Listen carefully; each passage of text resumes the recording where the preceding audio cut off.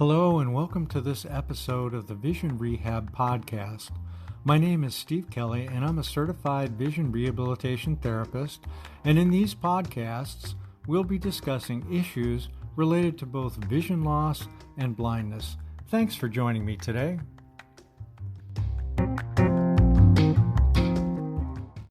I thought maybe I'd switch things up a little bit this episode. So today, we're going to have a little bit of a math lesson.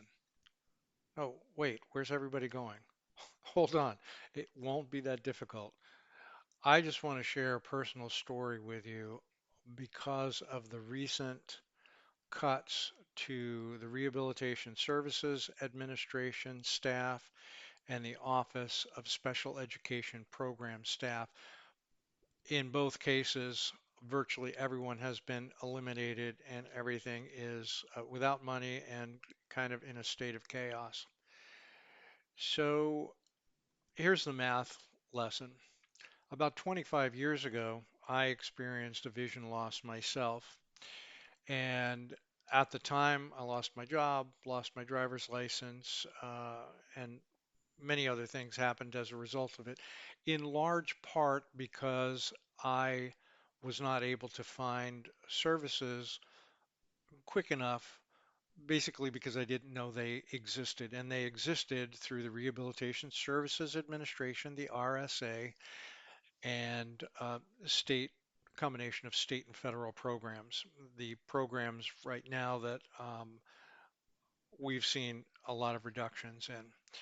So at the time, family and friends were pointing me in the direction of disability because none of us had any experience with blindness or vision loss, and it was just assumed that's what one had to do.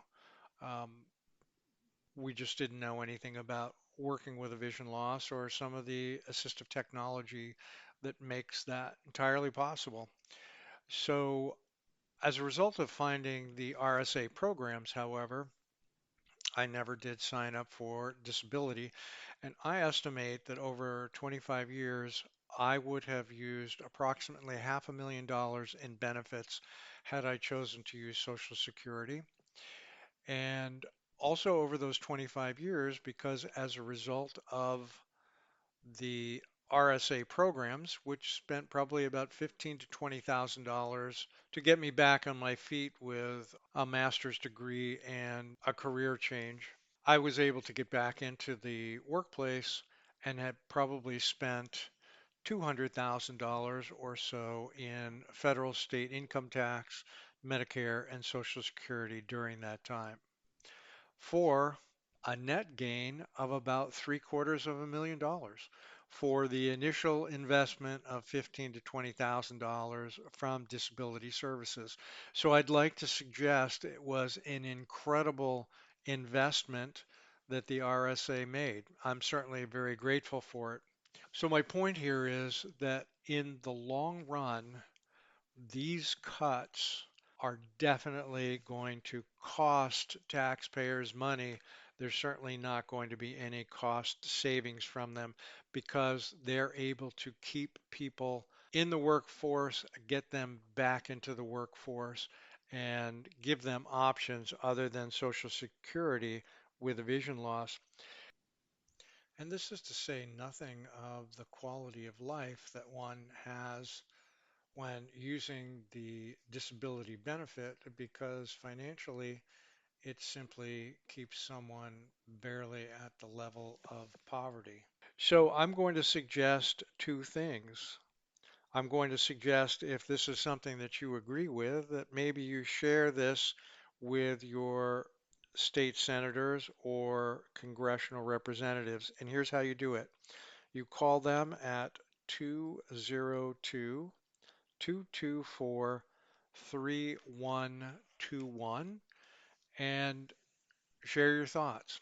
The other thing I'm going to suggest is, if you have found yourself in a similar situation and have not yet found the programs that I'm talking about for disability services, please call the APH Connect Center and they will help you find those services in your state.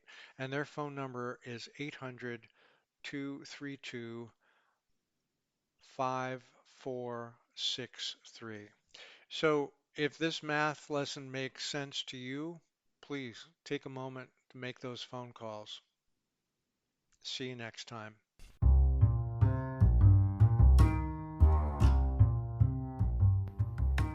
Thanks so much for tuning in today to the Vision Rehab podcast.